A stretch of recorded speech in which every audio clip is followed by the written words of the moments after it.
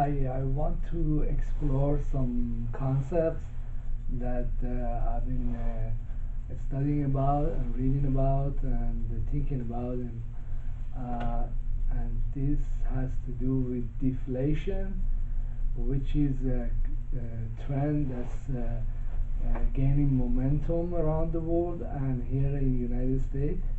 Um, this deflation is in cost of commodities and the cost of producing goods and services, and also deflation in the availability and price of many goods and services. Okay, so let's start with the stuff that's really basic. We all use it, like food and oil or gasoline or energy prices, and we can see in the retail level that the prices are falling, and they have been falling for a long time. For example, I noticed that the prices of like fast food for like burgers or soda, uh, you know, they're not going up. Actually, they're dropping. If you look at the prices in McDonald's or other retailers like Burger King, you see that many of them have dollar menus now, and you can buy many different kinds of foods for just a buck. And then other retail outlets like Del Taco, Taco Bell, their prices are cheaper, and the food is also a lot better. And there are other places starting up, and you can see that the retail prices of the food items, those are dropping, and they're not likely to go up. There is no particular reason that they would be increasing, unless you want something special or you want to go sit in a family restaurant. Then the prices are kind of at least 10 years old, but I don't know, I don't frequent them as much, but I am guessing that the prices are stagnant or dropping. The other commodity or item that the retail customers like me, they buy a lot, that would be gasoline. And there is so much glut of oil in the international markets, and even though the US companies try to maintain retail prices of gas, it didn't work, and you see here and there the gasoline prices are dropping to like $2.49, $2.50 a gallon. This is Orange County. I don't know other places how cheap the prices are dropping, and there is no likely reason to believe that these prices will come up, because first of all, there is a lot of oil coming from Iran, and it's going to hit the international market, or it has already hit it. There is also a lot of oil that's in the storage, and many companies have invested, or many countries have invested in oil production facilities or processing, and there is no prospect for these prices rebounding. I would say that this is a ongoing international trend, and the other reason I think that the prices for energy and fuel are going to remain stagnant or drop sharply is that countries like Saudi Arabia or Kuwait or the Arab states, they engage in warfare and sectarian wars, or try to undo the American producers, or stupid philosophies that they engage in, and this ruins their own finances, or spend a lot of money on military ventures that they go nowhere. and so they have to pump more oil to pay for these stupid things.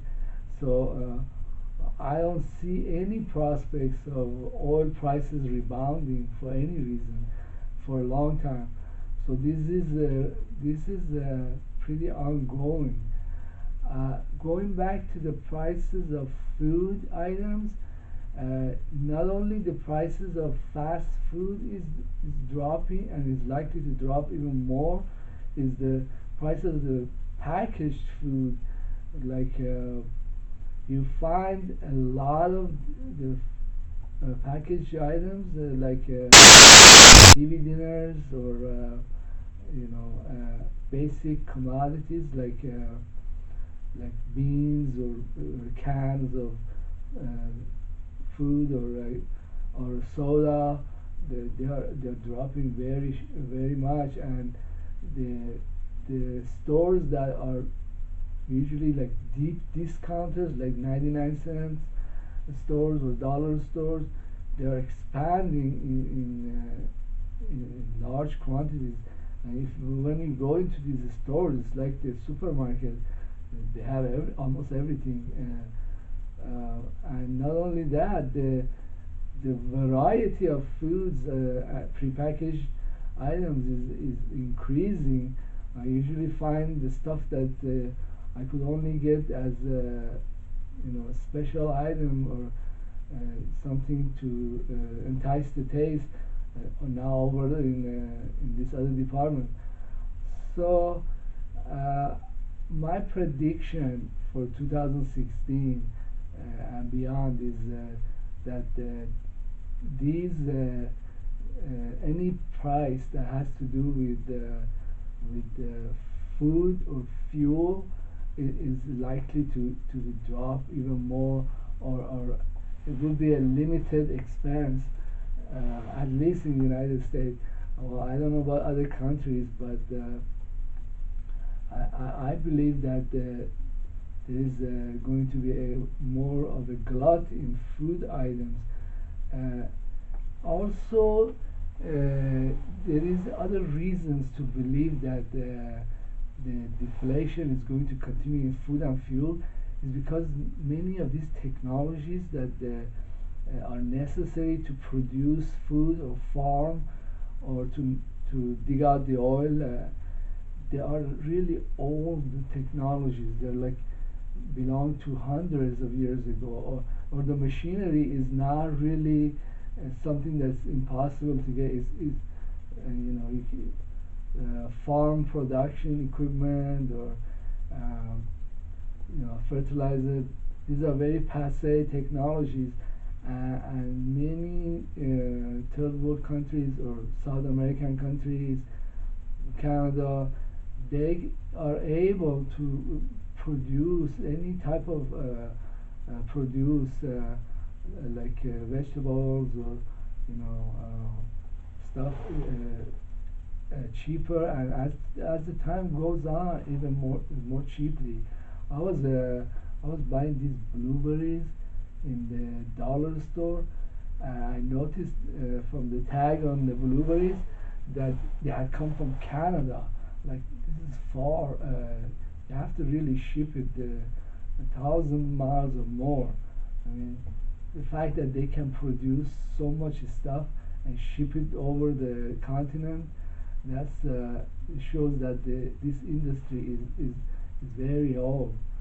Uh, One other reason that I think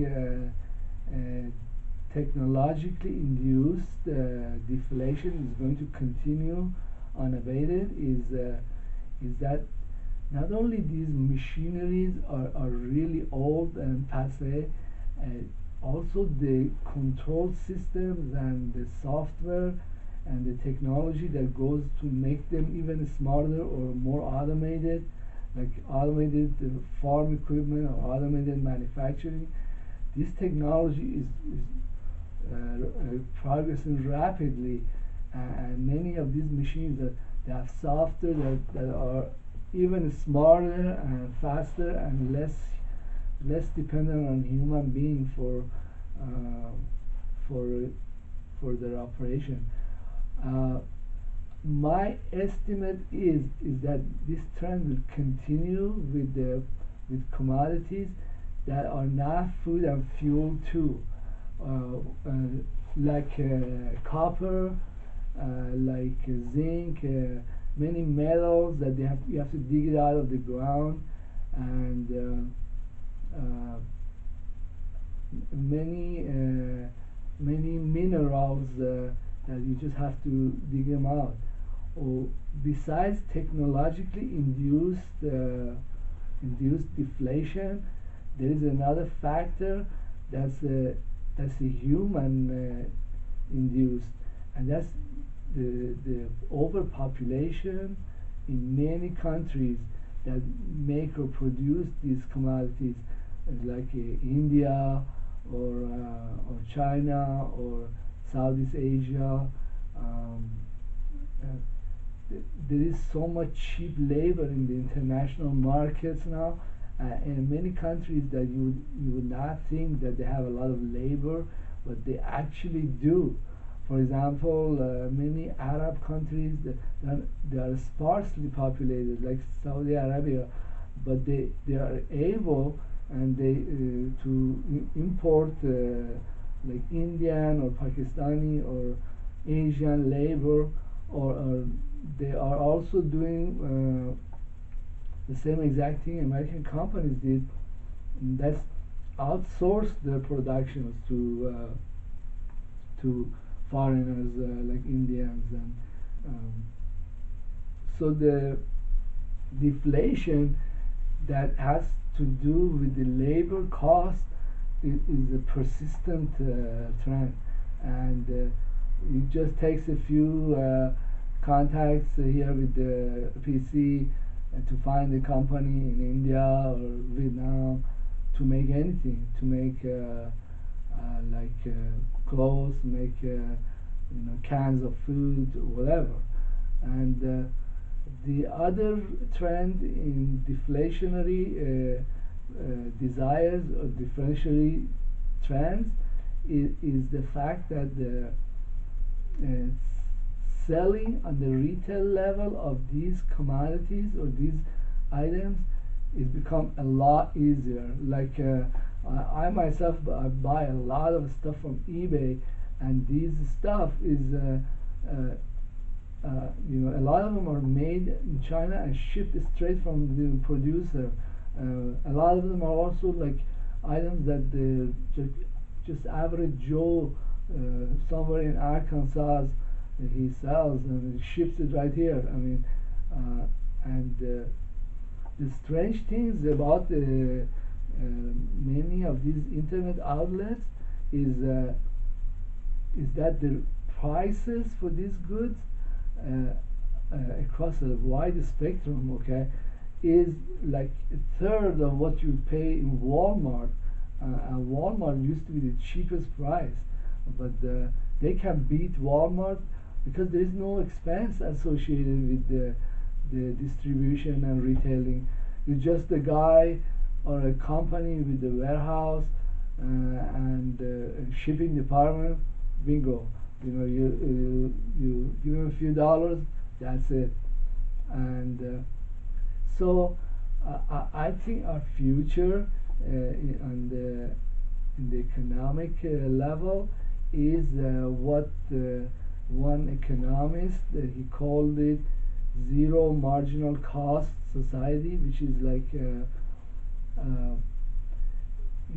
it costs a pretty penny to set up the initial factory, the initial the initial Google, the initial farm, whatever.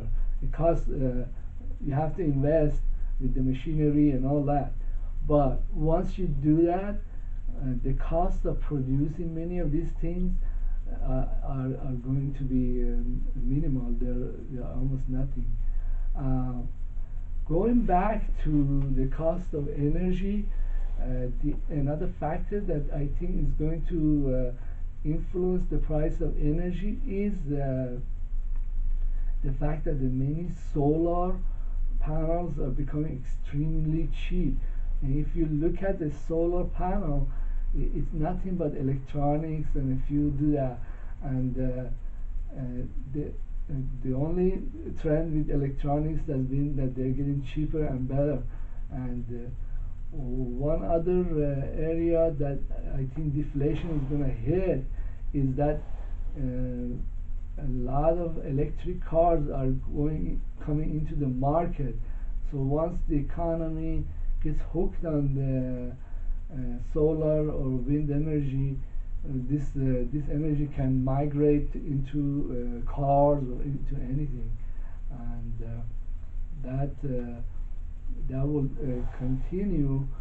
Um, this is a good thing. This is something to celebrate because it makes things easy.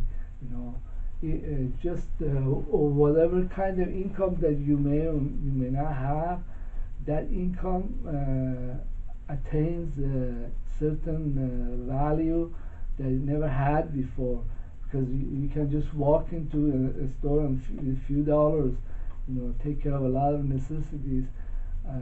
I think deflation is a good thing, except if you are in the labor market. But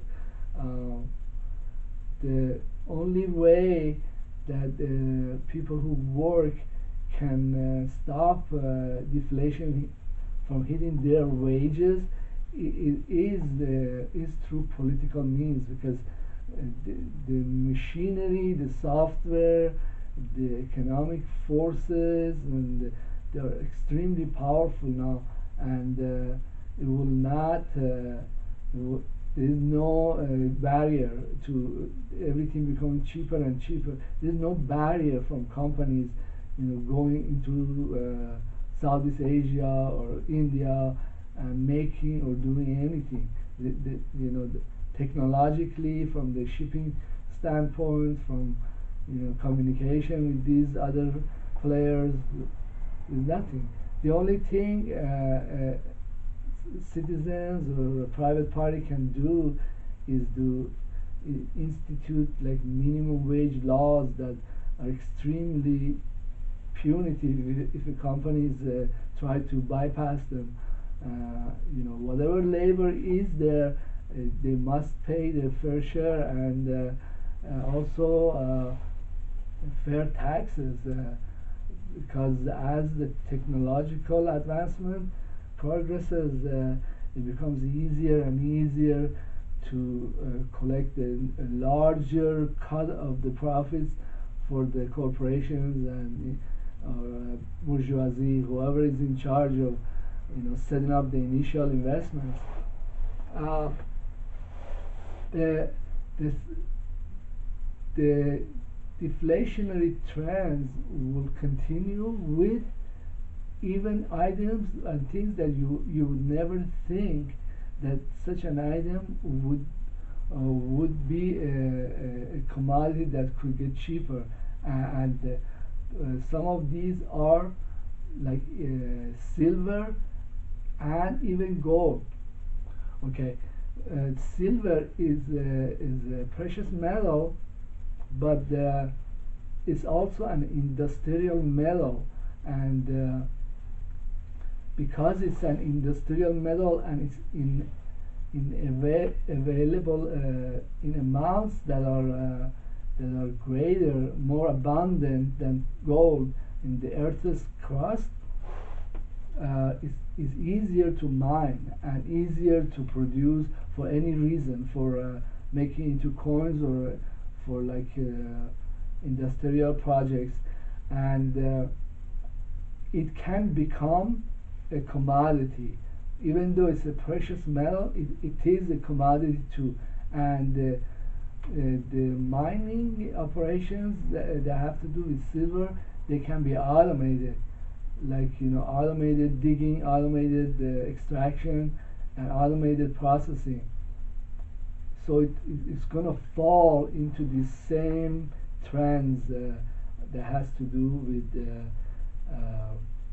deflationary forces.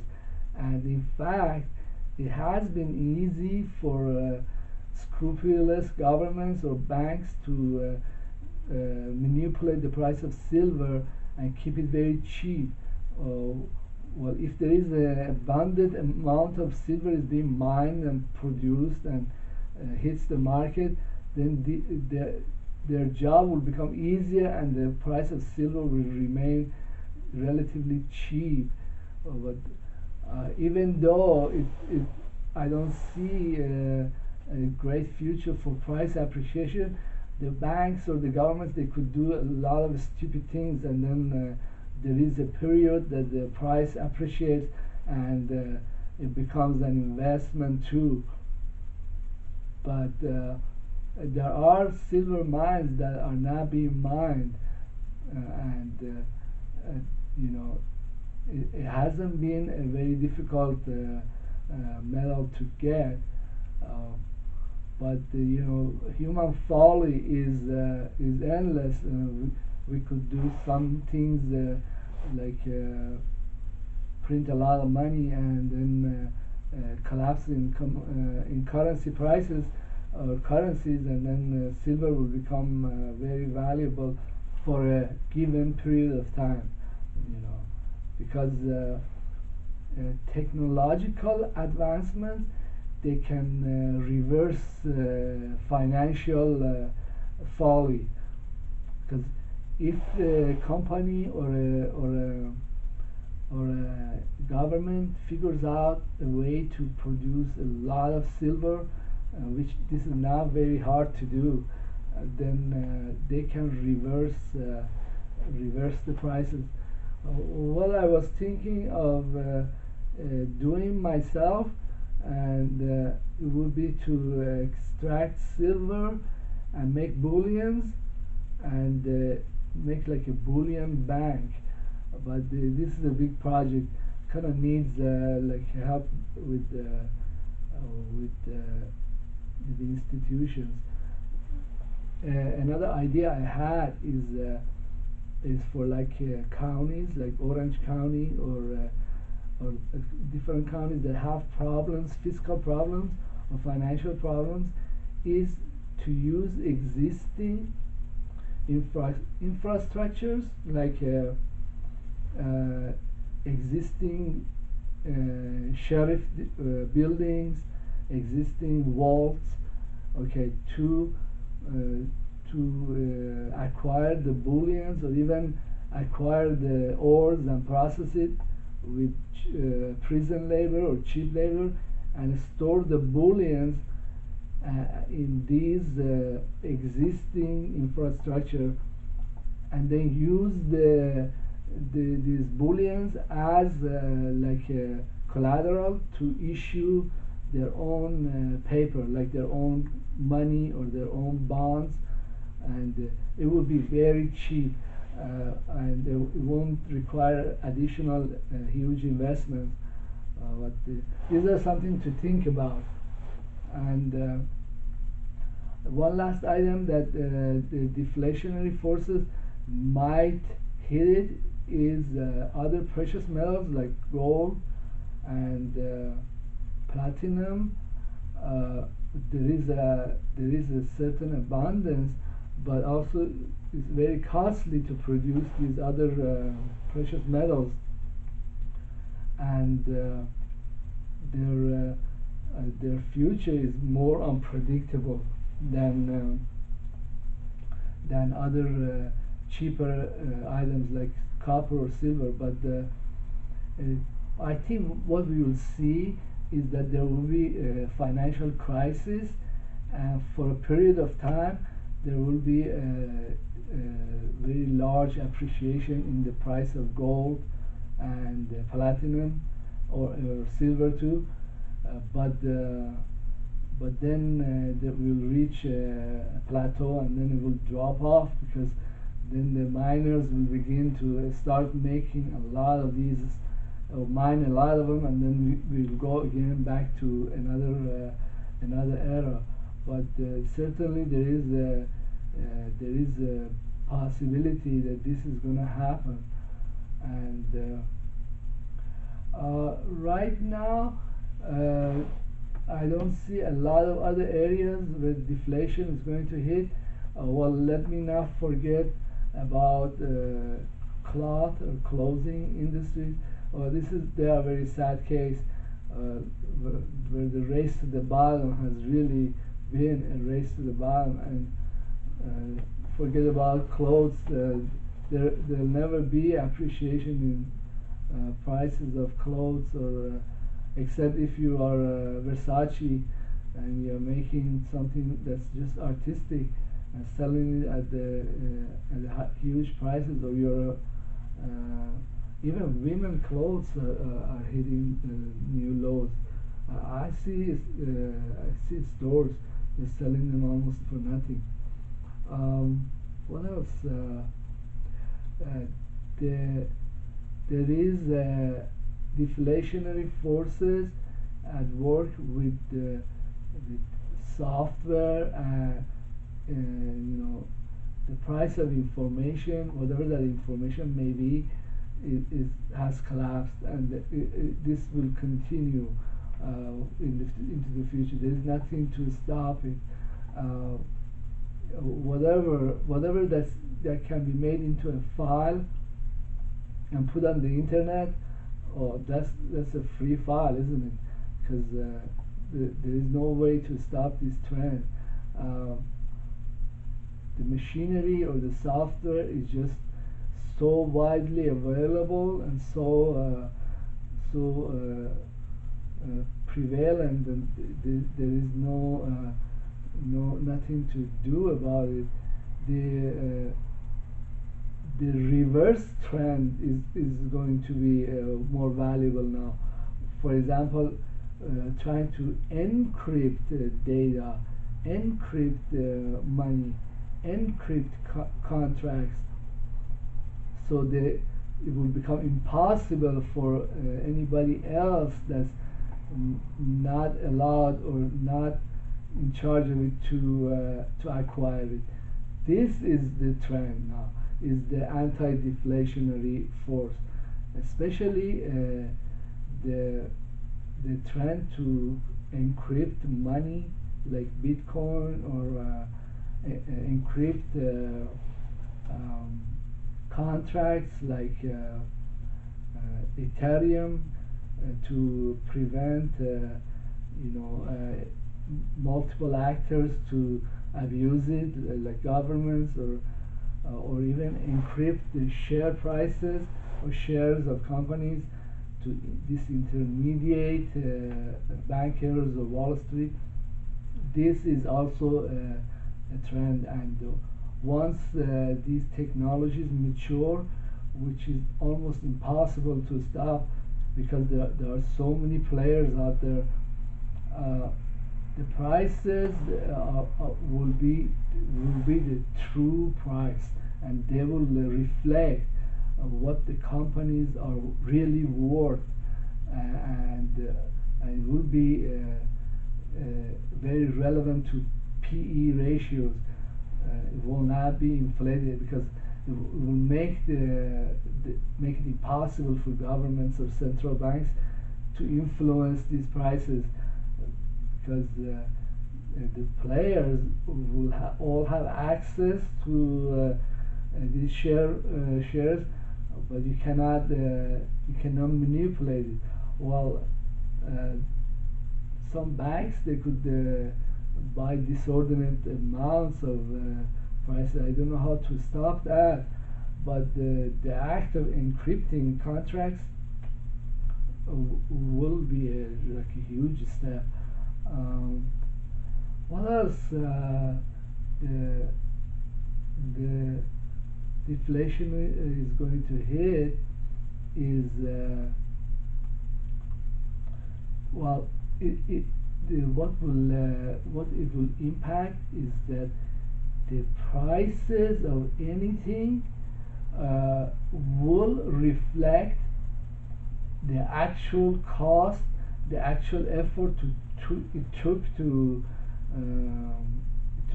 distribute it or retail it, the actual shipping. Okay, it would be really close. It would be really difficult to manipulate it, to make it in a way like hundreds of times more, or 10 times more. We will gradually, we are walking into zero marginal cost society, and this is not wish. It's becoming reality. Well, I will explore some of these other aspects uh, regarding deflation and future developments in another video that has to do with predictions with 2016. Or some of these ideas are very controversial. I hesitate to, because I really don't want to stick my head out and say something that have somebody knocking on my door. But we'll put it in some kind of nutshell. Thank you for being in my YouTube channel. You have a nice one.